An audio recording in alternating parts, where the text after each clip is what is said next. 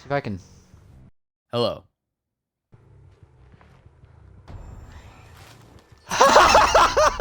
So I started playing Dead by Daylight a few months ago, and have slowly begun to get better at the game. Oh. That was the worst Dead Hard in the history of Dead Hard. Oh my gosh, I'm a moron. Now, I'm not red ranks good, but I might eventually reach that if I played more than, like, once a week. I don't know, work's been rough for me. However, I didn't record a lot of my journey, so I'm going to animate it instead. I mean, how hard can it be? A quick explanation of the game for those who don't understand it, or just straight up have never heard of it. There are two teams. One team of 4 survivors, and one solitary player is the killer. Survivors gotta fix generators, then dip. Do you mind if I just open it, or do you want me to now? Yeah, open it, please. I'll 99. Oh, open it! Oh, open it. Oh, yeah!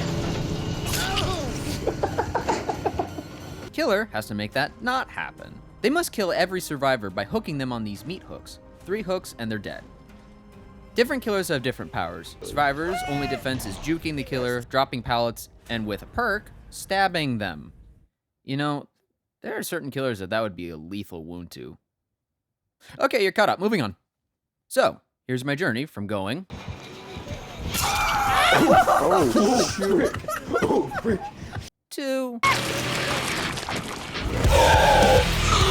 Let's start off with my humble beginnings as a survivor main. And by humble, I mean terrified. Oh no, this is really bad for me. Oh frick! Oh frick! Oh frick! No! Wait, I haven't been hooked yet. No, please! No! I'm right there! No, I'm not saying I'm preying on your downfall, but... No! You'd love to see it? I haven't been hooked once! I wasn't hooked once that entire game! I was scared of pretty much everything, but especially... That sound he makes when he swings the chainsaw is quite terrifying to someone who hasn't experienced it before. I was never scared by that noise. Only little baby would...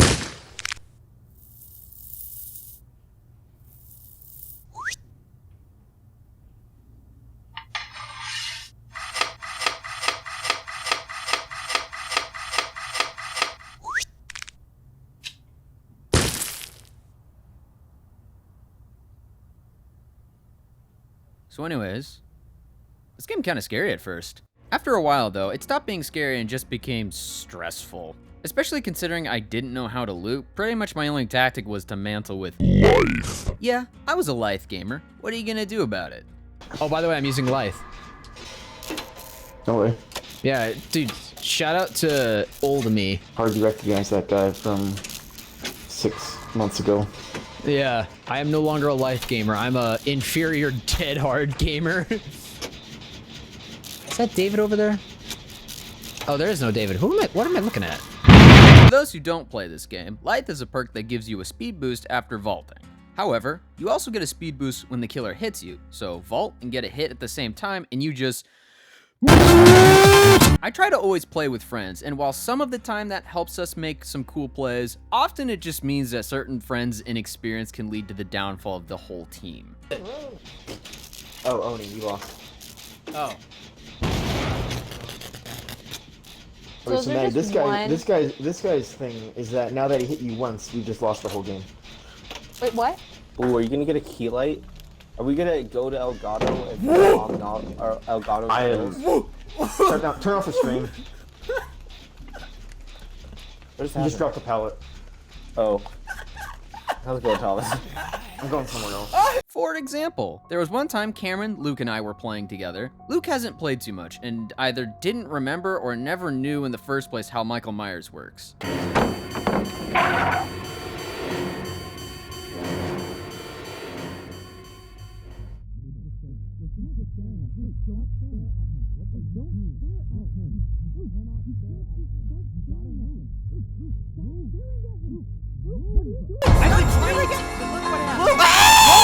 See, the way Mikey works is he gets more powerful the longer he looks at you.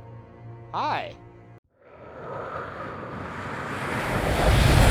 In his last tier, he's super fast and can one-shot down anyone. Oh, and also if he's got certain add-ons, he can just kind of instantly kill you. No hooks, no anything. Just stab. Just stab. Now, there's technically more to my Survivor journey, but it's not that interesting, and it's still going on, and I'm just gonna move on to the part where I start killing people. She's not good. She's really bad. Yeah. I mean, so she's your average nurse. Oh! No, she's below I'm gonna average. come over there and I'm gonna... That's fine. No, we're talking about the killer. The killer's name is Nurse. If you watched my last big video, no, big video. Big video. That's better.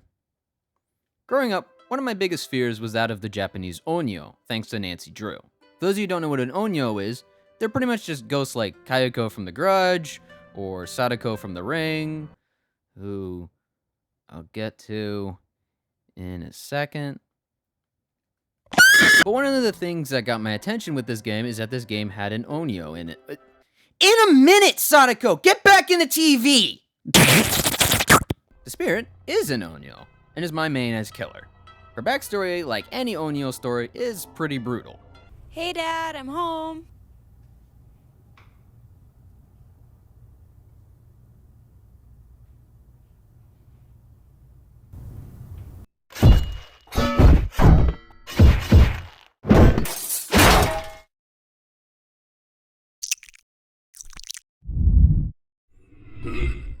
That looks rough.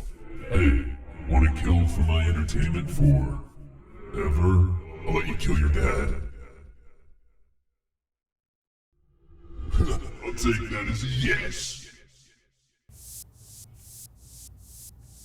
The spirit can phase walk, which means she goes to another dimension where she leaves her body behind. She can't see the survivors, they can't see her.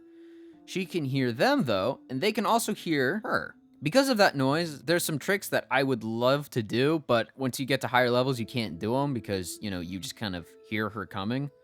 But thankfully, I'm mediocre enough that I can sometimes go against bad players and therefore can try it. Note, I couldn't get any footage of that. My MMR wasn't going down as Spirit. I don't know why. I keep getting people who know what they're doing against Spirit. I'm thinking of changing mains over it. This isn't scripted. This happened after I wrote the script. I'm getting very annoyed by this. So yeah, she was the first killer I bought. Of many. Not all. Oh, also I bought a cosmetic for her real quick because this is not what she looks like by default. I actually don't really want to show it, but pretty much all you need to know is she's practically naked. I mean, she's technically not. There's a few linen straps covering the important bits. I really didn't want to have that on my loading screens and have someone walk in on that. So instead I bought that classic onyo drip for her. Okay. Come out, Sadako. I started playing this game after doing my Nancy Drew video, but before this chick got announced. So she wasn't the reason I started playing. Okay, now piss off, Ghost. Wait, that's all you're gonna say about me? Look, this video is about my journey about getting good, not a breakdown of every killer. Piss off.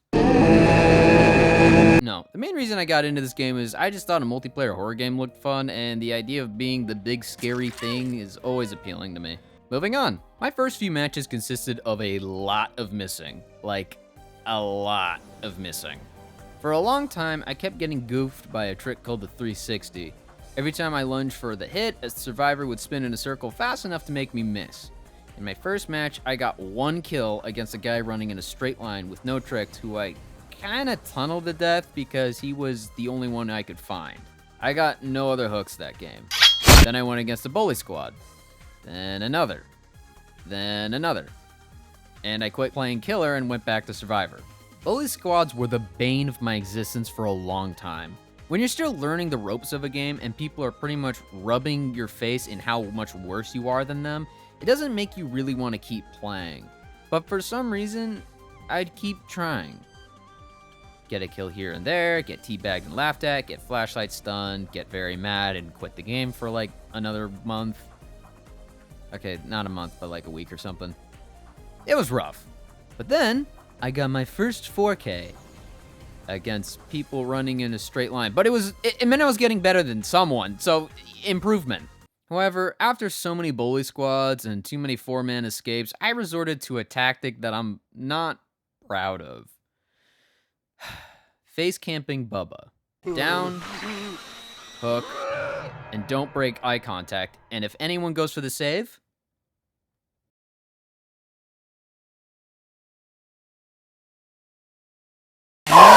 look, I said I'm not proud of it, but I didn't know any other consistent way to not have a 4-man escape. Also note, this is different than Basement Bubba. This is a lame and pathetic way to play, where Basement Bubba is really funny. The difference being, Basement Bubba, you're kind of intentionally throwing the match by staying in the basement. Let's get some Basement Bubba here. Chase really out here playing Bugs Life. No way! Dad by daylight, you legend. Adios, King.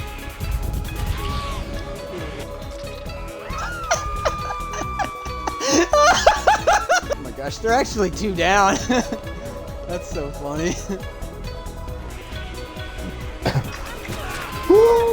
Now, the question is, does she have decisive? That's a 5.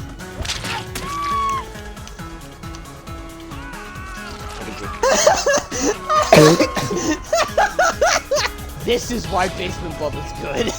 Well, not good, but like funny. That is the fastest Basement Bubba has ever like done its thing. Let me message this guy the words Basement Bubba, Basement Bubba. What the frick is that? Oh, you guys can't see it, but this guy's profile pic. What is this? Eventually, I started watching Otts and Spooky Loops. Spooky Loops especially helped me in the attitude area. I would get so tilted in these games that I'd make more and more and more mistakes. Frick, what? This is the most obnoxious thing I've ever seen in my life. Did you hear that? It bounced off him. Did you hear that? It bounced off Bill. What was that? Spooky Loop's positive attitude towards everything that happened to him in-game was very inspiring. Got stuck there. You got dead hard? I would imagine you do. Yep, dead hard. For the Lord. Well, that was a hit for sure. That was a hit for sure, and I messed up. My mistake. I'll lose a stock, get a little blind, no problem. Break the pallet. Whoa, okay, never mind. Glitch in the Matrix. So I started to think like that in-game. Get pallets done? Good play. Drop a survivor because of a flashlight save? Nice timing there. And so on and so on. The main lessons I took from Otts were pallets weren't infinite, when you should and shouldn't break pallets, how to start a match strong, how to not get 360'd so hard, and most importantly, that the honor rules such as don't camp, slug, or tunnel, they're more like guidelines. Survivors tend to be little baby men about losing, so they made a bunch of honor rules. Obviously, it's kind of mean if you do some of these to an extreme, like leaving everyone to bleed out slowly or the Bubba face camping thing. But in moderation, these are just tactics. Tactics that good survivors can work around. Eventually, one game, I had the test. A match I didn't even know would be a test until it was over. I was Spirit, my main, my girl. I also brought a Mori. A thing that after hooking someone 2 times, you can just stab them instead of hooking them a 3rd. Let's go! It's nice. In the match, there was a Cheryl, Fang Min, Ace, and a Kate. Frick this Kate. This wasn't a bully squad per se, but it was definitely the kind of match that would have made me rage quit just a month prior. Let's talk about how they played. The Cheryl wasn't great, but wasn't awful either. Fang was decent at looping, but I didn't really see her that much. She stuck to gens mostly. Ace was pretty good at looping and was a big fan of the 360 move. Kate was pretty much your standard Dead by Daylight bully. Flashlight clicking, teabagging, and pointing constantly. So here's pretty much how the match went. First few minutes were rough for me. Kate constantly taunting me and Ace running circles around me. This happened on repeat for about 2 gens. I remember getting angry chasing Ace when I thought to myself, okay, stay calm. Remember what you've learned. This guy is using the same trick over and over again. you can work around that. So I waited for him to spin. I waited, and I hit him when he stopped. Hope ignited in me, not the perk, like just actual hope. I hooked him and got busy hunting. I got into a chase with the Kate and started looking for some weaknesses, but couldn't really find one at first, until I remembered she had dropped a significant number of pallets on my head. They were running out of them. If I could keep her in this corner of the map, I could get her. Sure enough, she dropped the legendary Shack pallet, and an entire area of the map had almost no resources to evade me. It wasn't long after I was able to get her on the hook. Skip ahead a few minutes and I had hooked Cheryl and Ace twice, the Fang and Kate once. As I downed Cheryl a final time, I started to mori her when the Kate came out of nowhere and teabagged her friend. Kind of comical, but now I knew where she was, and we were already in that dead zone that she had created for herself. Quick down and hook. Now the Fang was going for the unhook when I was doing my rounds, and I interrupted it and chased her until Kate died on hook. I downed and hooked Fang and used a perk called Barbecue and Chili to find Ace. This perk makes it so when I hook people, I can see other people through walls if they're far enough away. I saw Ace. I quickly phase walked to where I saw him last and was a little confused about where he was at first. Then I heard grunting off to my left. Sure enough, he was hiding in the corner. Nowhere to run, Ace.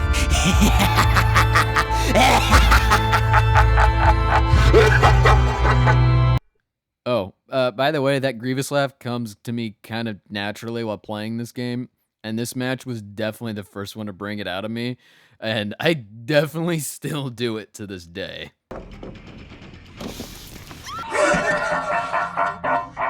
You fool!